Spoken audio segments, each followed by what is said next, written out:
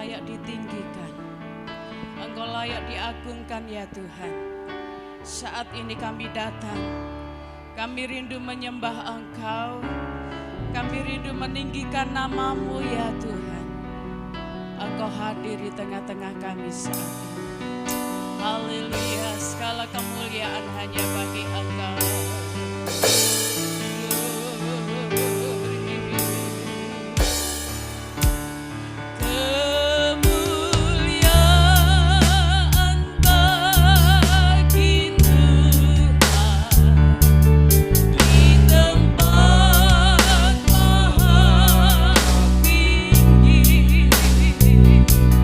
Kau raja diagungkan.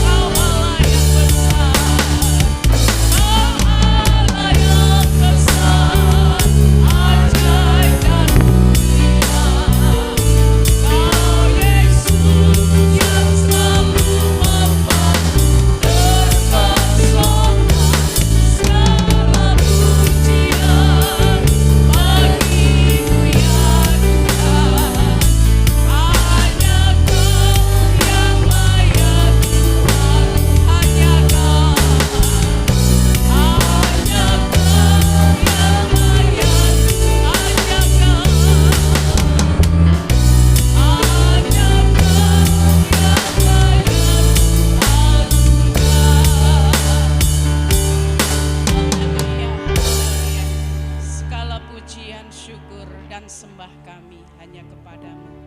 Engkau Allah yang besar, Engkau Allah yang mulia, Engkau Allah yang ajaib. Layak diagungkan, layak ditinggikan ya Tuhan. Kami datang umat-umat-Mu saat ini kepadamu. Kami rindu memuliakan dan mengagungkan Tuhan. Kami rindukan juga hadirat-Mu ada di tengah-tengah kami, memimpin kami, menyertai kami, membawa sukacita kepada kami ya Tuhan. Dan biarlah hati kami bersorak-sorai bagi Engkau, hati kami memuji, menyembah, mengagungkan nama-Mu yang besar, yang ajaib.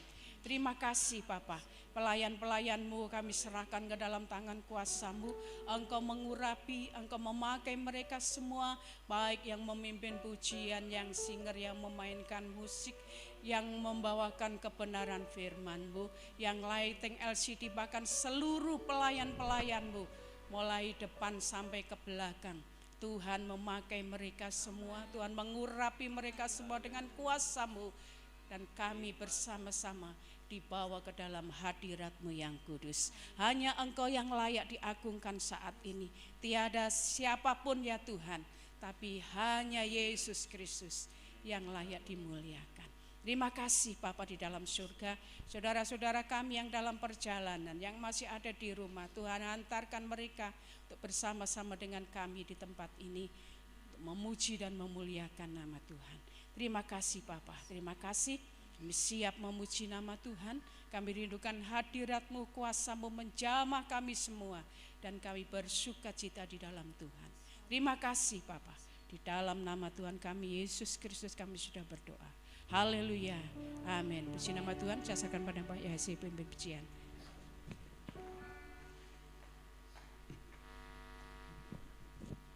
Shalom. Shalom. Siap untuk memuji nama Tuhan? Amin. Amin. Mari kita bangkit berdiri.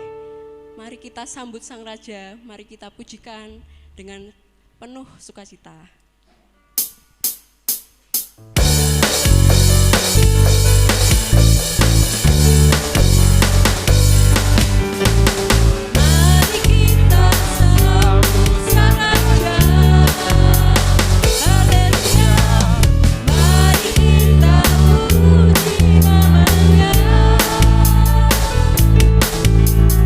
Ya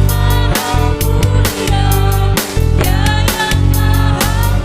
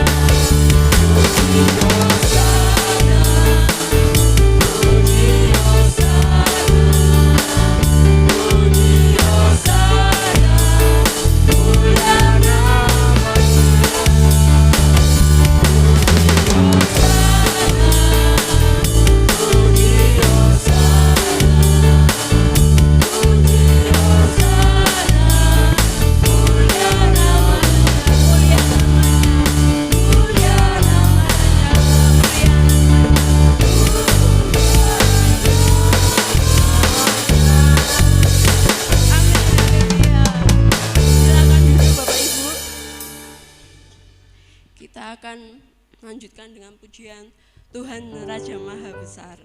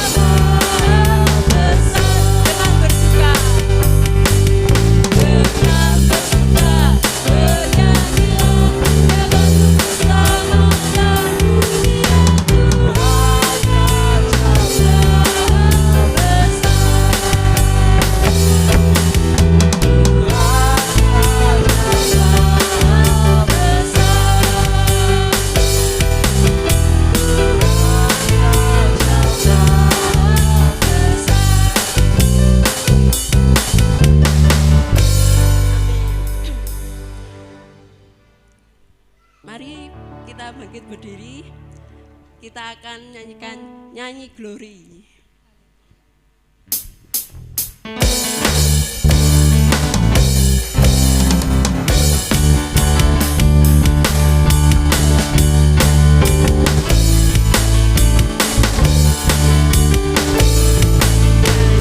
Glory,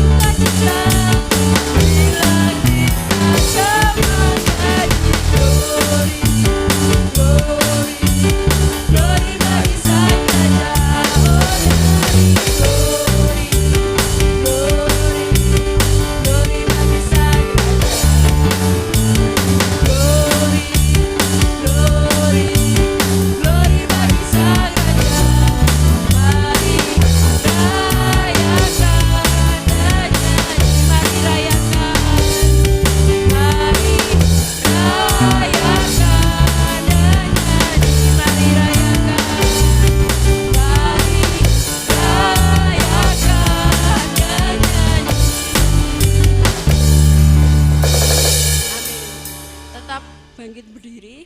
Sebelum kita mendengarkan firman Tuhan, mari kita nyanyikan pujian Roh Kudus Kau hadir di sini.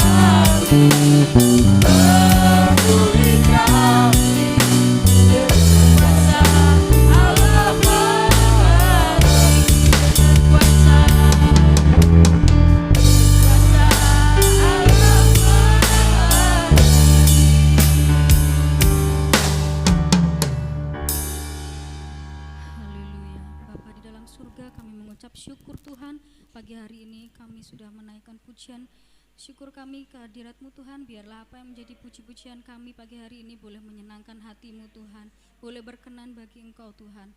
Bapa, inilah kerinduan kami Tuhan, untuk kami membuka hati kami, membuka diri ini Tuhan, untuk menerima kebenaran firman-Mu yang sebentar akan disampaikan oleh hamba-Mu. Kiranya Engkau jamah setiap kami, urapi setiap kami, supaya kami boleh menerima kebenaran firman-Mu itu, dan boleh tertanam dalam setiap hati kami, menjadi rema dalam kehidupan kami, dan kami boleh menjadi pelaku-pelaku firman-Mu Tuhan. Kau urapi juga hamba-Mu yang akan menyampaikan kebenaran firman-Mu Tuhan. Biarlah apa yang keluar dari lidah bibirnya Tuhan boleh memberkati setiap kami di tempat ini. Kami siap Tuhan untuk mendengarkan kebenaran firman-Mu hanya di dalam nama Tuhan kami Yesus. Haleluya, amin.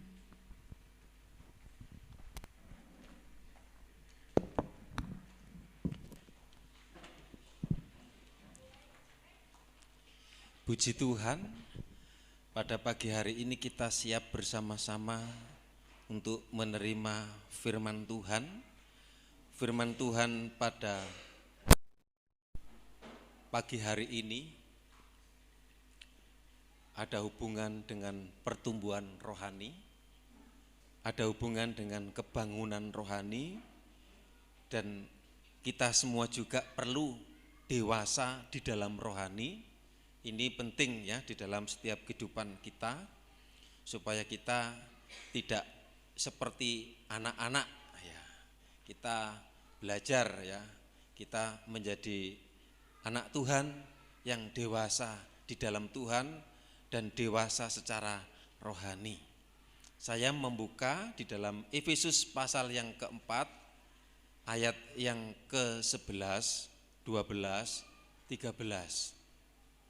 Ini tentang jawatan yang ada di dalam jemaat, yang memperlengkapi jemaat untuk mengalami pertumbuhan di dalam kerohanian ya. Dibutuhkan ya, ada beberapa jawatan ya, atau orang-orang yang dipilih Tuhan untuk memperlengkapi jemaat Tuhan, untuk memperlengkapi orang-orang pengikut Tuhan itu semakin bertumbuh di dalam Tuhan. Dalam Efesus 4 ayat yang ke-11, Efesus 4 ayat yang ke-11 berbunyi 1, 2, 3.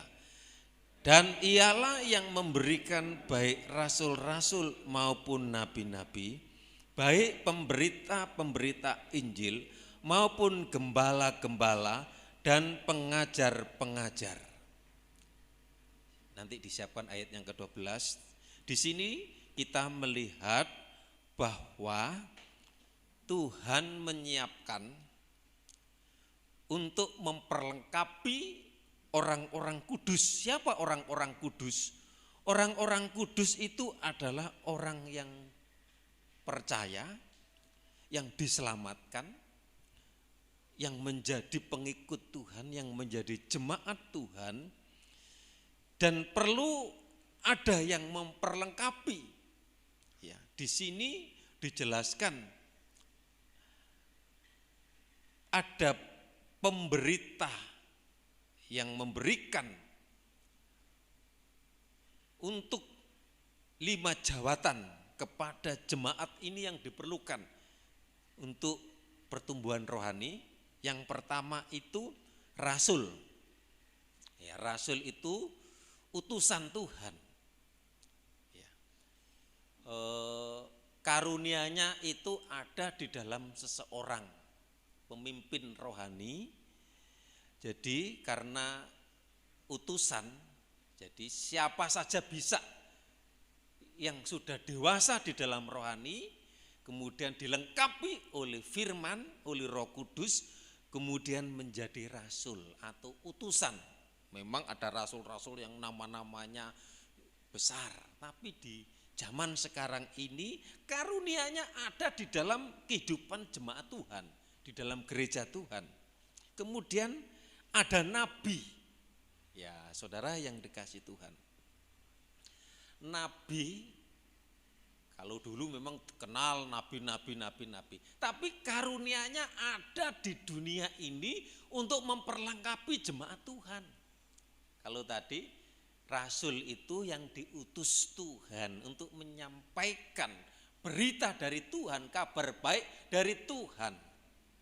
Ya, dijadikan rasul, dilengkapi. Untuk siapa? Untuk pertumbuhan jemaat. Kemudian nabi itu yang tahu apa yang akan datang, itu dia berkata. Apa yang akan terjadi. Jadi karunia-karunia nabi seringkali Tuhan izinkan kepada hamba Tuhan, kepada orang-orang yang dipercayakan. Seringkali perkataannya itu benar, apa yang dikatakan. Jadi kalau yang tidak benar itu bukan dari nabi. Tapi karunia-Nya itu ada di dalam pelayanan gereja sekarang ini. Kemudian ada pemberita-pemberita Injil. Siapa itu? Setiap umat orang yang percaya, yang mengikut Tuhan itu berhak.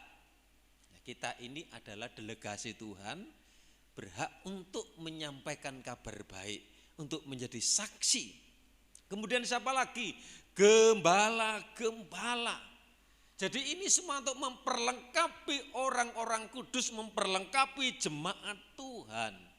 Jadi ada nabi, ada rasul, ada penginjil, kemudian ada gembala. Nah, gembala itu yang memelihara kawanan domba, kemudian yang memberi makanan untuk domba-dombanya. Dan sama seperti saat ini kita juga makan makanan rohani. Ya, jadi ada gembala, kemudian ada guru, ada pengajar yang mengajar. Jadi seringkali ada karunia itu diberikan, paling tidak seorang gembala itu ada karunia-karunia, ada 5 jawatan di dalamnya. Karena apa? Siapa yang menjadi hamba Tuhan, menjadi gembala, enggak semudah itu, saudara. Harus mengikuti pendidikan atau dipondoki. Ya, diajar tentang firman Tuhan, diajar tentang bagaimana nanti melayani Tuhan. Kemudian menjadi pengerja, menjadi pembantu, seperti Pesa menjadi pembantu, menjadi pengerja. Statusnya pendeta pembantu. Nah, kemudian bentar lagi Pesa akan dilantik menjadi pendeta muda. Karena kalau sudah 2 tahun menjadi pengerja, Pesa sudah memenuhi syarat organisasi. Sudah 4 tahun kurang lebih, sudah 3 tahun. Di Manado 1,5 tahun. Di Kandangan hampir 2 tahun. Kemudian dilantik menjadi pendeta muda. Ya, pendeta muda itu belum gembala. Ya, banyak ya yang belum gembala tapi statusnya sudah pendeta pembantu, pendeta muda. Itu di setiap organisasi, di setiap gereja ada itu. Baik GBI, baik Betani. Ya, saudara yang dikasih Tuhan. Ada pendeta pembantu. Nah, semuanya itu dipergunakan untuk pembangunan tubuh Kristus, untuk jemaat Tuhan. Kemudian ayat yang ke-12 dikatakan 12, untuk memperlengkapi orang-orang kudus bagi pekerjaan pelayanan, bagi pembangunan tubuh Kristus. Ayat 13 kita baca bersama-sama. 2, 3. Sampai kita semua telah mencapai kesatuan iman dan pengetahuan yang benar tentang anak Allah, kedewasaan penuh dan tingkat pertumbuhan yang sesuai dengan kepenuhan Kristus. Kemudian ayat 14, 2, 3. Sehingga kita bukan lagi anak-anak yang diombang-ambingkan oleh rupa-rupa angin pengajaran, oleh permainan palsu manusia, dalam kelicikan mereka yang menyesatkan. Ayat 15. Tetapi dengan teguh berpegang kepada kebenaran, di dalam kasih kita bertumbuh di dalam segala hal ke arah Dia, Kristus yang adalah kepala lagi. Daripadanya lah seluruh tubuh yang rapi tersusun dan diikat menjadi satu oleh pelayanan semua bagiannya, sesuai dengan kadar pekerjaan, tiap-tiap anggota menerima pertumbuhannya dan membangun dirinya di dalam kasih. Puji Tuhan.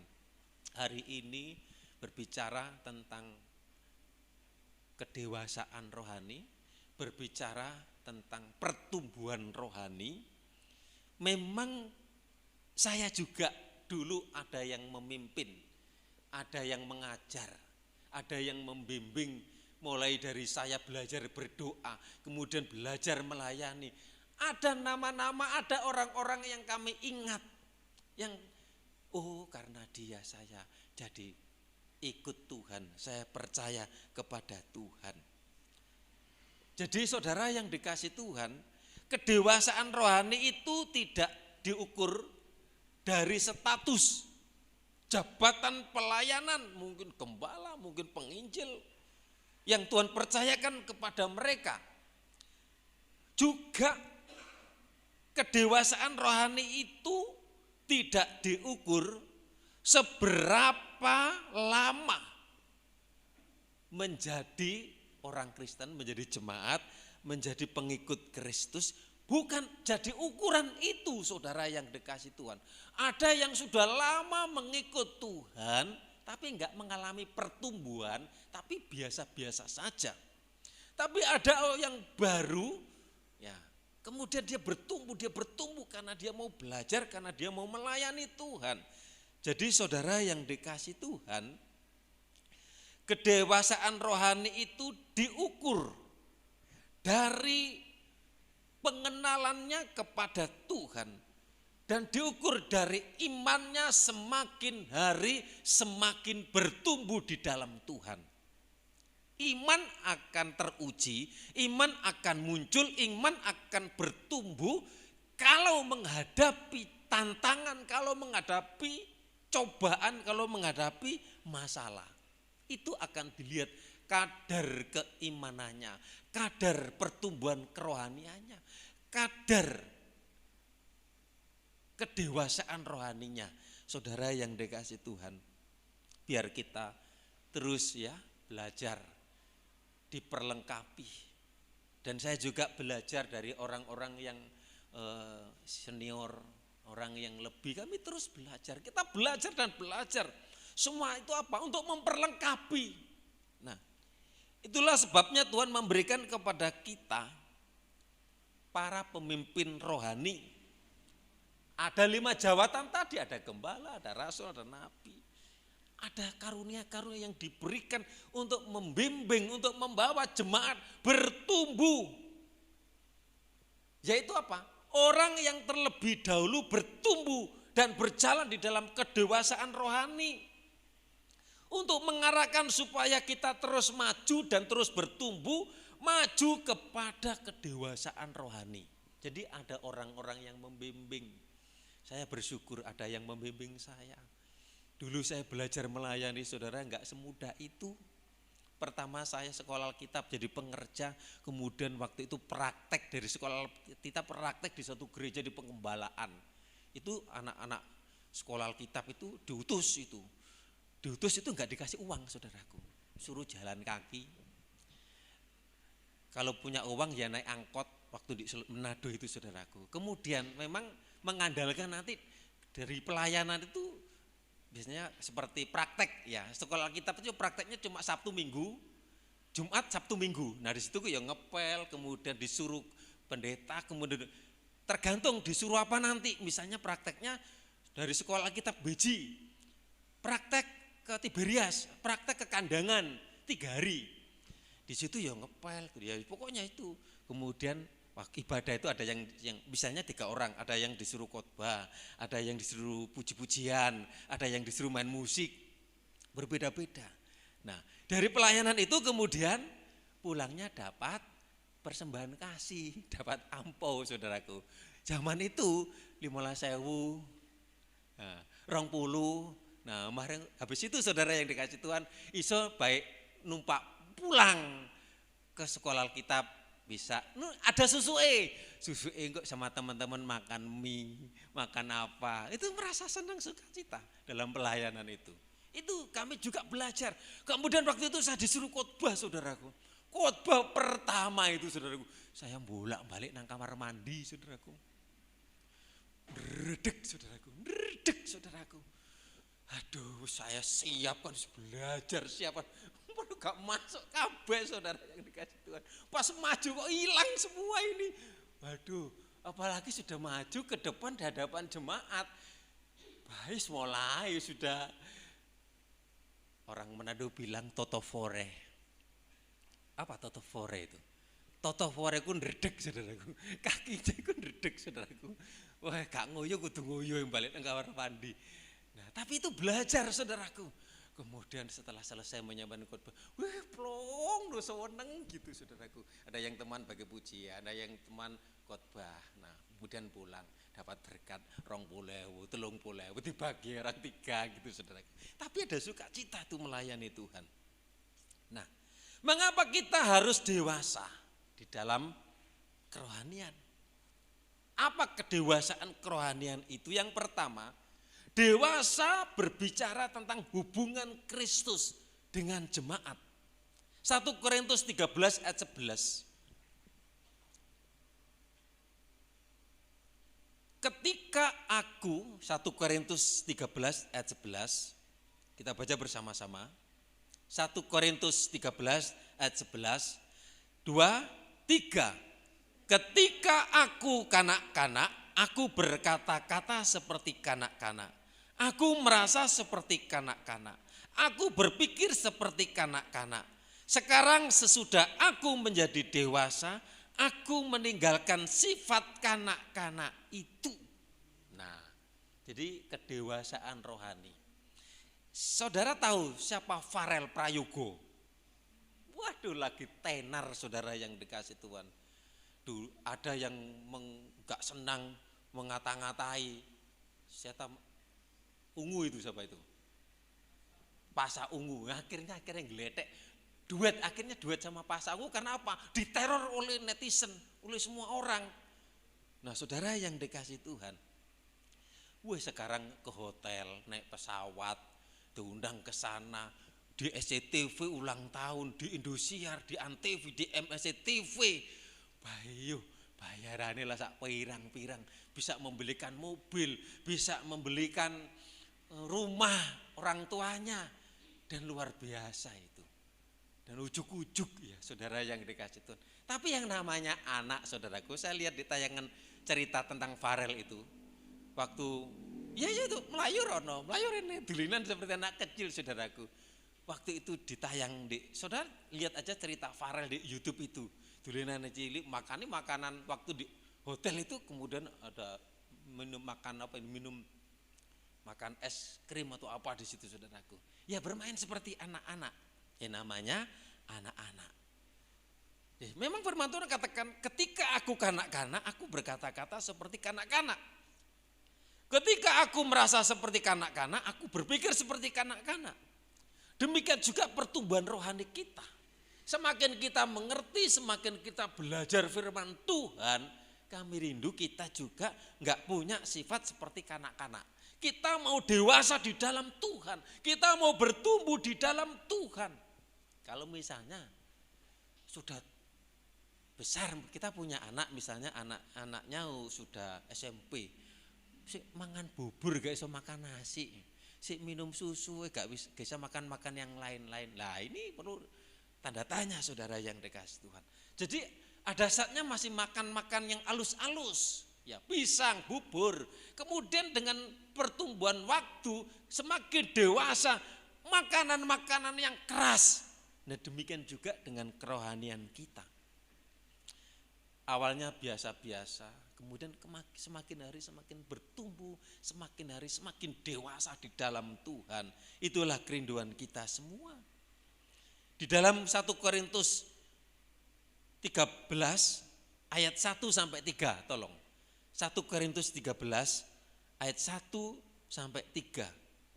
Ini manusia rohani mengacu kepada kedewasaan rohani karena mereka mampu melihat hal-hal rohani, hal yang tidak kelihatan. Tapi manusia duniawi adalah kanak-kanak atau belum dewasa secara rohani karena hanya mampu melihat apa yang di depan mata kita. Sekalipun aku dapat berkata-kata dengan semua bahasa manusia dan bahasa malaikat, tetapi jika aku tidak mempunyai kasih, aku sama dengan gong yang berkumandang dan canang yang gemerincing. Ayat 2. Sekalipun aku mempunyai karunia untuk bernubuat dan aku mengetahui segala rahasia dan memiliki seluruh pengetahuan, dan sekalipun aku memiliki iman yang sempurna untuk memindahkan gunung, tetapi jika aku tidak mempunyai kasih, aku sama sekali tidak berguna. 3. Dan sekalipun aku membagi-bagikan segala sesuatu yang ada padaku, bahkan menyerahkan tubuhku untuk dibakar, tetapi jika aku tidak mempunyai kasih, sedikit pun tidak ada faedahnya bagiku. Mungkin pelayanan kita baik, kesetiaan kita baik, kita membantu, kita melayani luar biasa. Tetapi ada satu hal yang penting ya, supaya manusia rohani ini menuju kepada kedewasaan rohani. Kenapa? Kita mampu melihat hal-hal rohani itu hal-hal yang tidak kelihatan. Dan kita juga belajar, saudaraku, kasih. Saya kemarin katakan, berapa kita mengasihi, mengampuni? 7 kali 7 kali 7. Wih, berapa banyak kali saudara yang dikasih Tuhan. Jadi mari ya, kalau kita ada di dalam kasih itu pasti ada pengampunan, ada kasih, ada belas kasihan. Ya saudara yang dikasih Tuhan.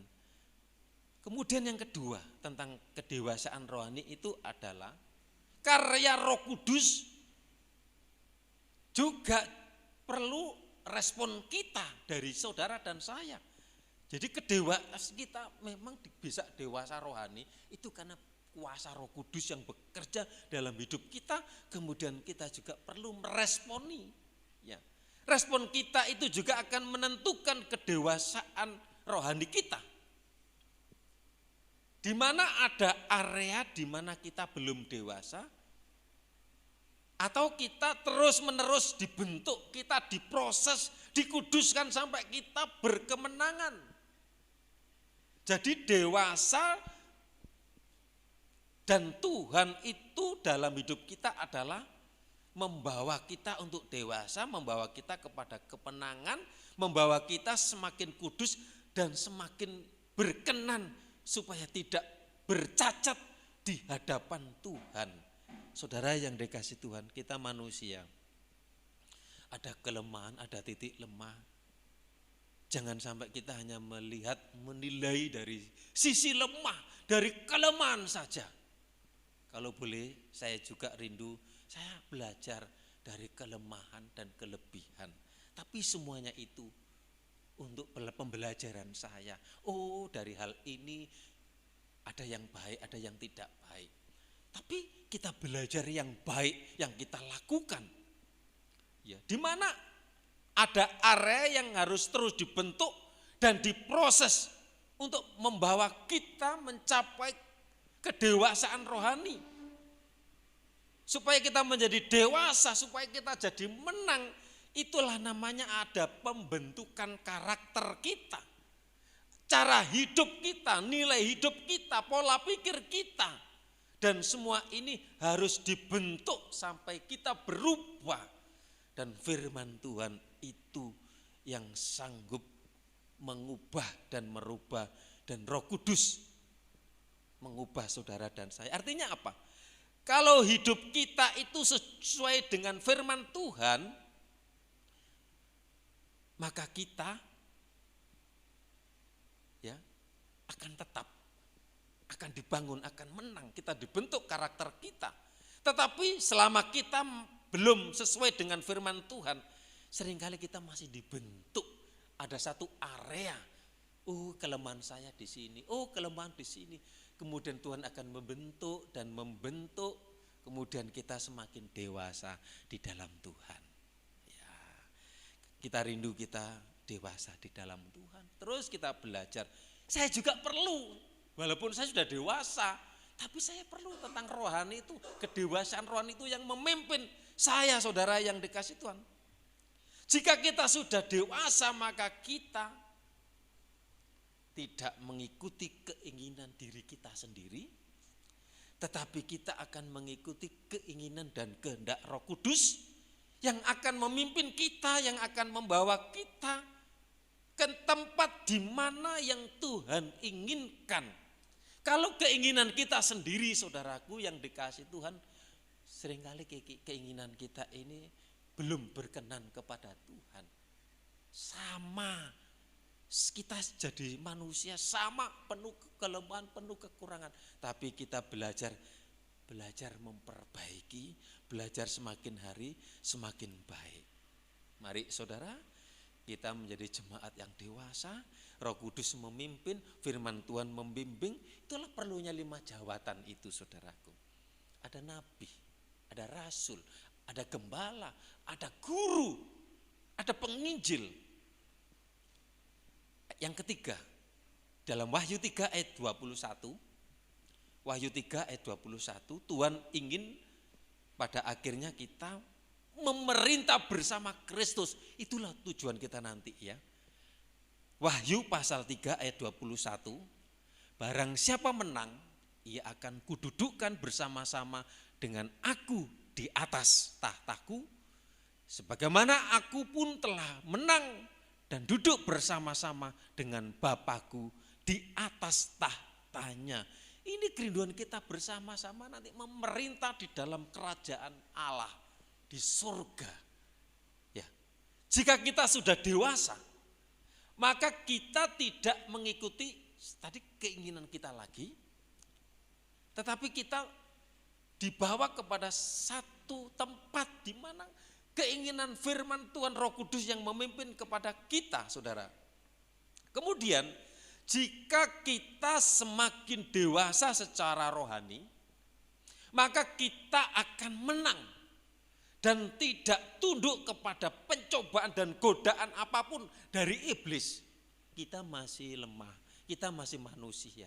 Iblis itu menggoda, mengecoh, mengocok, menguasai kita supaya kita lemah. Itu iblis terus itu bekerja dan menggoda kita.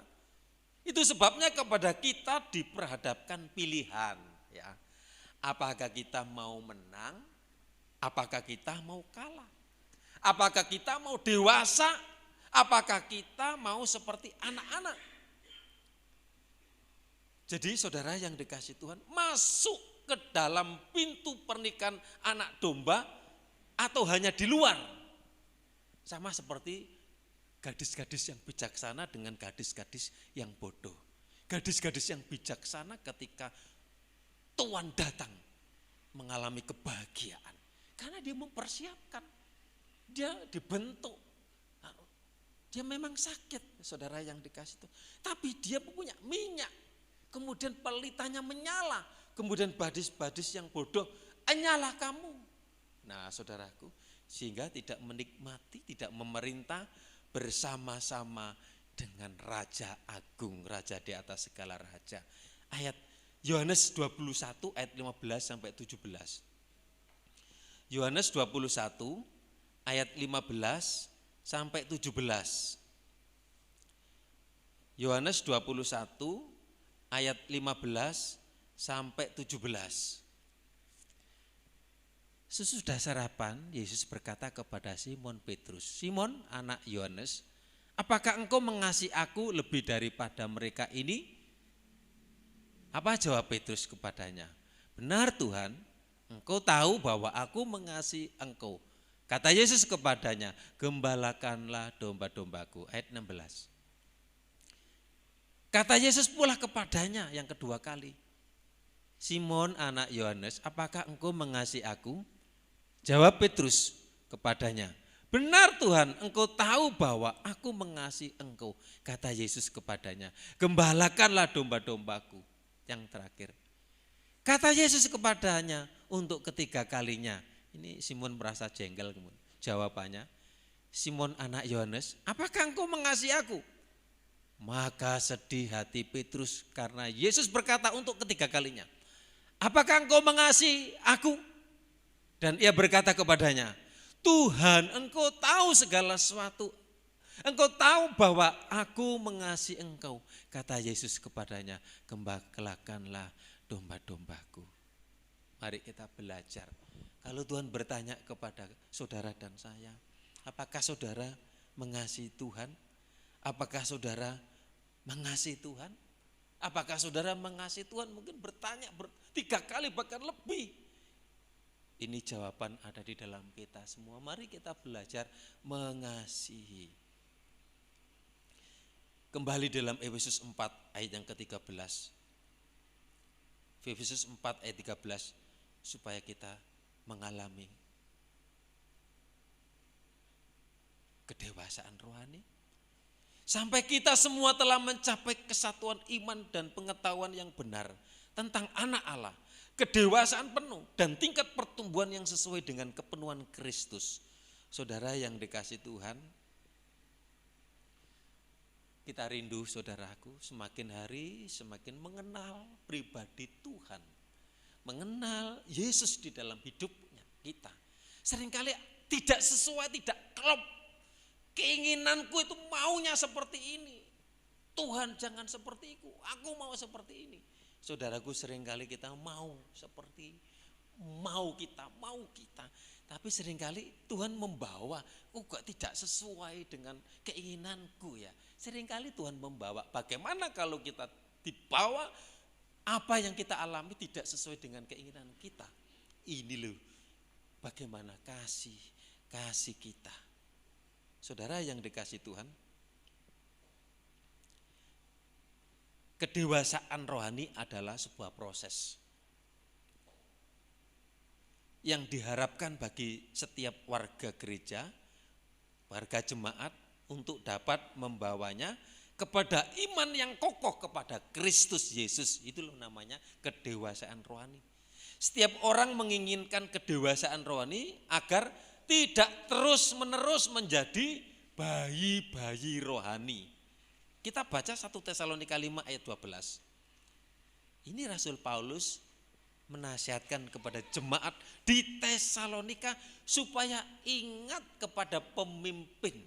Ingat kepada 5 jawatan itu, ada nabi, ada rasul. Ingat kepada orang-orang yang sudah membimbing saya. Aku ingat kepada orang yang sudah membimbing, membawa kita kepada jalan Tuhan. Ada perbedaan saudara kalau kita dibimbing, ada di dalam jalan Tuhan. Kita akan melihat, oh Tuhan bimbing, apa yang tidak aku pikirkan, apa yang tidak aku lihat, Tuhan sediakan. Bukankah kita mengalami hal itu? 1 Tesalonika 5 ayat 12. Kami minta kepadamu saudara-saudara, ini Paulus kepada jemaat di Tesalonika, supaya kamu menghormati mereka yang bekerja keras di antara kamu, yang memimpin kamu dalam Tuhan dan yang menegur kamu. Mungkin ada teguran, ada nasihat dari pemimpin rohani yang memimpin, yang membawa kita. Kita belajar, kami minta kepadamu saudara-saudara supaya kamu menghormati mereka yang bekerja keras di antara kamu, yang memimpin kamu dalam Tuhan dan yang menegur kamu. Puji Tuhan, saudara yang dikasih Tuhan. Kita juga perlu ada orang-orang yang membimbing ke jalan Tuhan. Untuk apa? Dewasa di dalam rohani. Untuk apa? Sehingga kita enggak seperti anak-anak unyil terus, enggak mengalami kemajuan, enggak mengalami hanya pakai seragam SD, enggak SMP, enggak SMA. Saudara yang dikasih Tuhan, mari kita sama-sama di sini, kita saling melengkapi sebagai anggota tubuh Kristus. Ada jemaat yang punya kelebihan di bidang ini, ada karunia ini, karunia itu. Kalau kita satukan, kita bergandengan tangan di tempat ini, nama Tuhan akan dipermuliakan. Dan kehidupan kita akan diberkati dan semakin diberkati oleh Tuhan. Mari kita sama-sama kita berdiri. Haleluya Yesus. Terima kasih.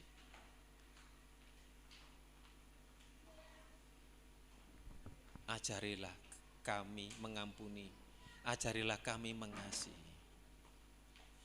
Kasih pasti lemah lembut, kasih pasti murah hati.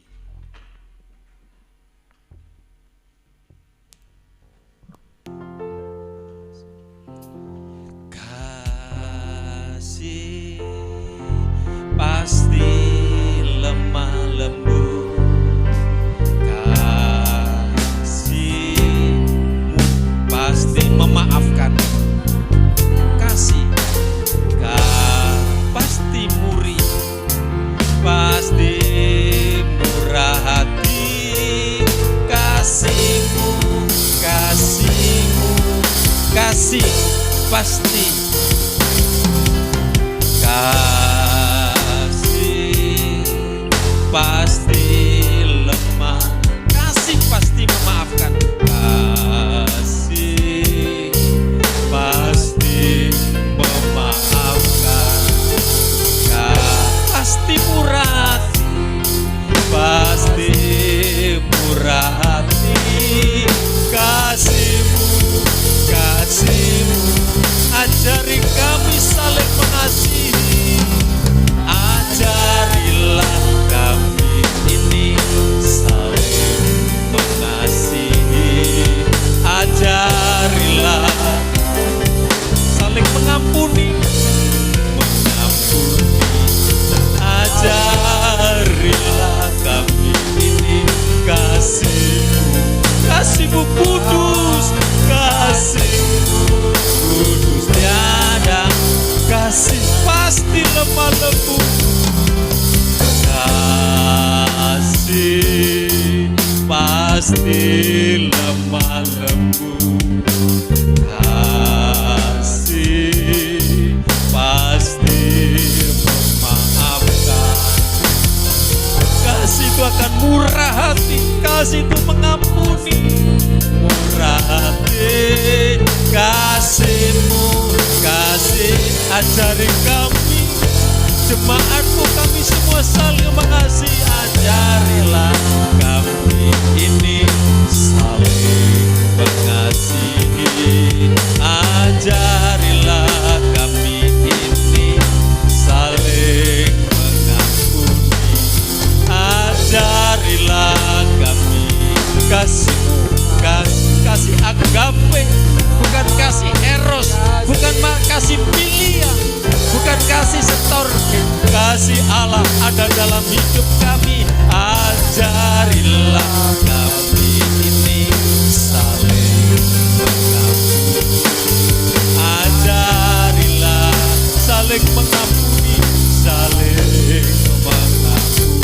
Ajarilah, ajarilah kasih-Mu ya Tuhan, kasih-Mu ya kudus tiada. Kasih-Mu ajarilah kami Tuhan, ajarilah kami saling mengasihi, mengasihi. Ajarilah kami saling mengampuni. Ajarilah kami ini kasih-Mu ya Tuhan, kasih-Mu kudus tiada, kasih kudus tiada batasnya. Kasih-Mu kudus tiada, kita sembah Tuhan. Haleluya, terima kasih Tuhan, terima kasih biar Engkau memperlengkapi karunia-karunia kenabian, karunia-karunia kerasulan, karunia-karunia gembala, karunia guru, karunia penginjil. Itulah yang akan memperlengkapi jemaat Tuhan. Dan jemaat Tuhan saling memperlengkapi, saling menguatkan, saling membangun.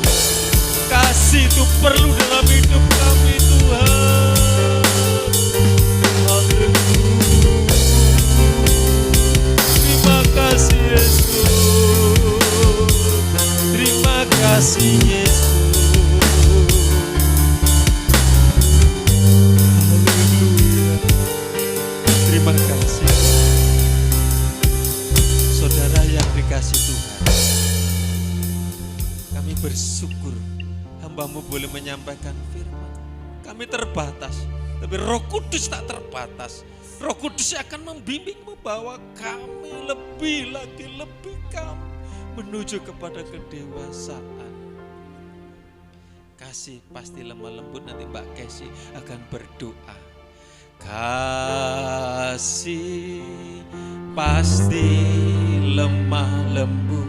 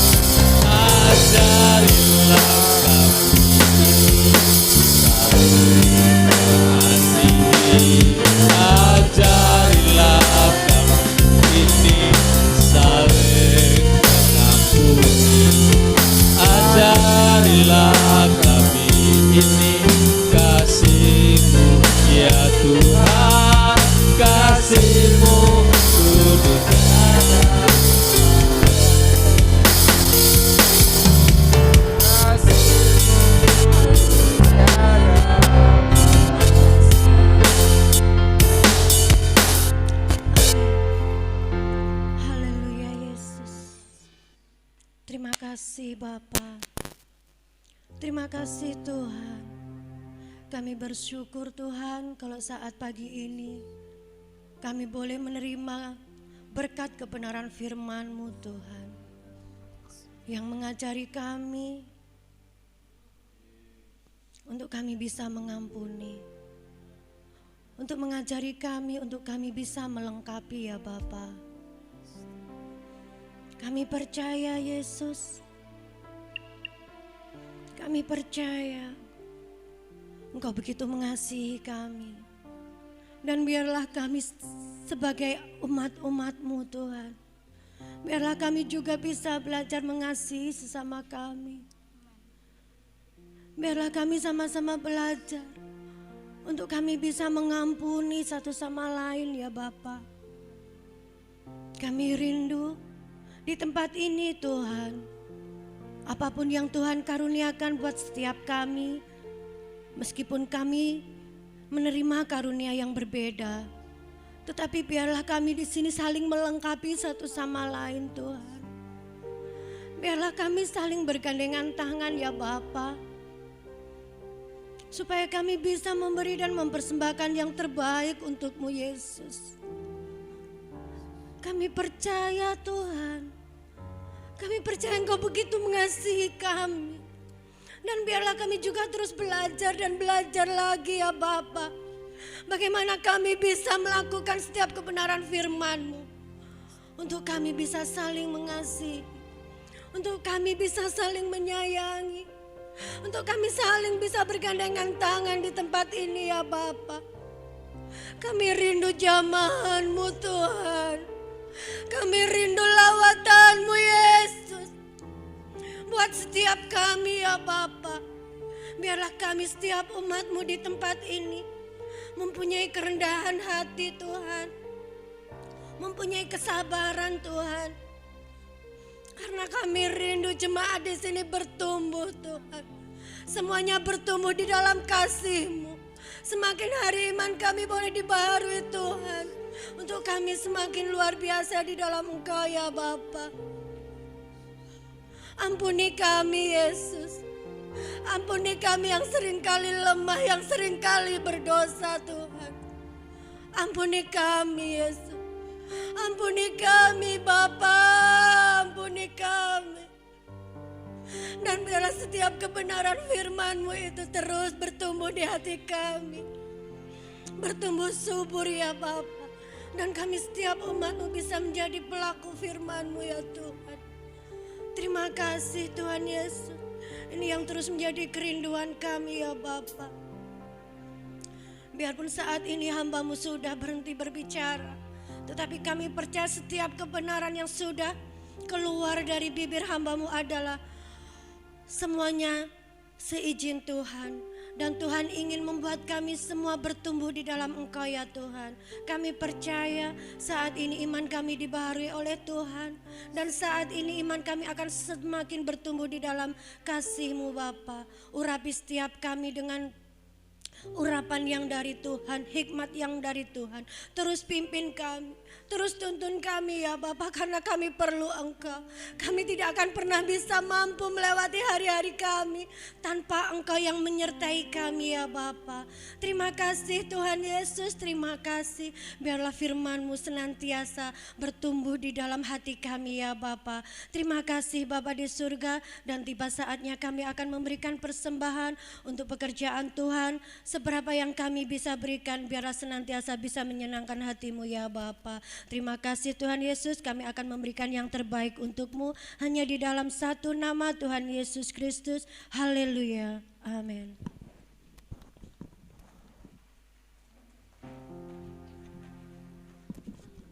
Mari kita berikan korban persembahan dengan pujian berbahagialah.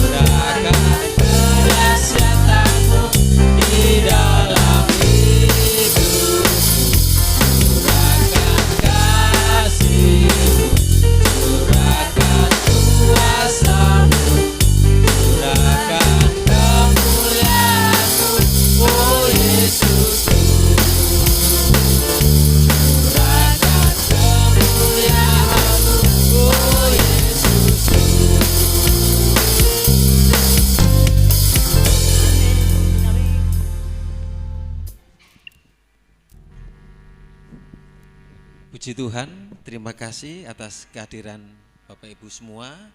Kami percaya tidak satu pun yang terlewati, kita mau semua sudah diberkati Tuhan, kita sudah mempersembahkan pujian, korban, dan kita sudah diberkati melalui firman Tuhan.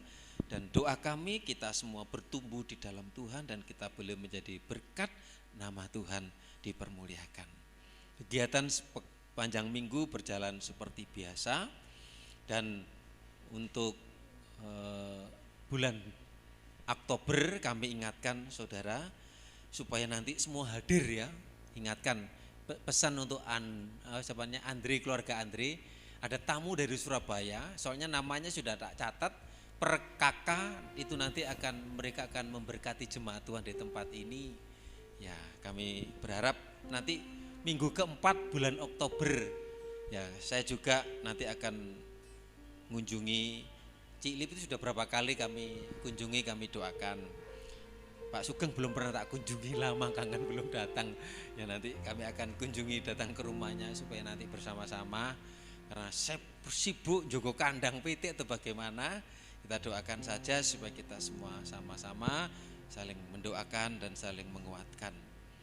Dan selamat yang berulang tahun Aleandro Immanuel. Aleandro siapa namanya? Winan. Namanya sak desa Jobangan. Aleandro Immanuel Winan Basuki. Puji Tuhan. Salamnya ya, selamat ulang tahun, sehat panjang umur. Juga selamat ulang tahun untuk Nathanael, siapa namanya? Nathanael Adi Pranata Siswanto, bukan. Nathanael, Tuhan berkati Nathan ya. Aku gak mau maju om, tadi sudah didoakan di sekolah minggu. Sudah om gak mau doakan, aja doakan saja, gak usah panggil maju. Ya, anak tambah bertumbuh pinter, tambah sehat. Dulu tuh nangisnya buanter dewe. Tapi sekarang pinter, ya pinter jaga diri. Ya kami berdoa, ya adiknya siapa namanya? Damar, semakin pinter ya. Damar semakin diberkati Tuhan. Ya rambutnya kriwul sama seperti siapa namanya? Talia. Ini unik ya, biar gak usah dipotong. Biar ini ada keunikan yang ada di Ebenezer. Mari sama-sama kita berdiri. Kita akan akhiri ibadah. Anak-anak remaja tolong orang tua ingatkan nanti. Terima kasih.